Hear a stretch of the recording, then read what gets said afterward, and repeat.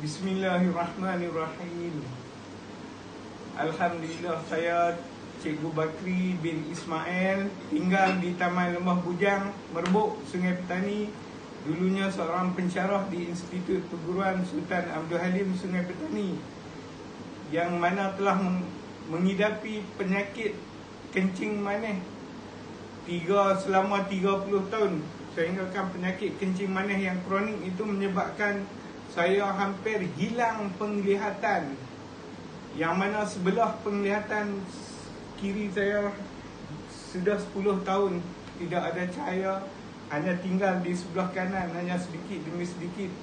Saya menghidapi penyakit kencing manis yang melibatkan kerosakan pada retina mata, iaitu dalam istilah perubatan moden retinopati, yang mana bagi doktor tidak ada cara lagi lah untuk memulihkan balik keadaan ini. Selalunya berakhir dengan kegelapan. Tetapi saya tidak berputus asa. Saya berusaha demi usaha. Saya menggunakan berbagai produk kesihatan.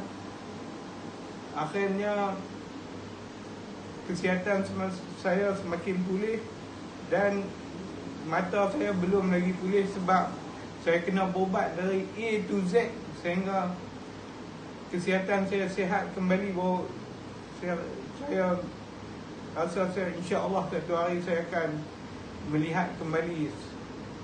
Dengan izin Allah Ta'ala, saya dipertemukan dengan Kak Iza, iaitu beliau telah memperkenalkan kepada saya produk yang bernama Eye Cypress. Beliau menyarankan kepada saya untuk menggunakan, dengan mengatakan produk ini boleh menyucikan segala toksik yang terkandung dalam badan. Saya pun mencuba, dan akhirnya alhamdulillah, dengan menggunakan produk ini, masuk pada botol yang ketiga, Allah Ta'ala telah memberi cahaya yang baru pada saya, yang mana segala kebas-kebas kaki saya dah semakin kurang.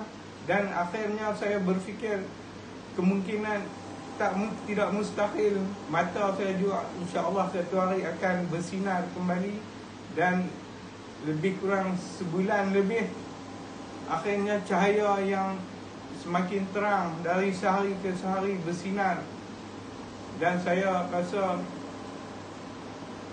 penglihatan saya semakin pulih, yang mana segala toksik yang retinopati, kerosakan pada retina yang mengembang dulu, telah kecut kembali dan dibuang sedikit demi sedikit. Dan akhirnya saya rasa kesihatan saya semakin elok, dan saya bersyukur kepada Allah Ta'ala, dan menyarankanlah sama-sama kepada sesiapa sahaja yang menghadapi berbagai penyakit yang kronik, marilah kita menggunakan Eye Cypress ini untuk kesihatan kita bersama.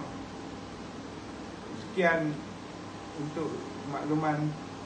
Terima kasih. Assalamualaikum warahmatullahi wabarakatuh.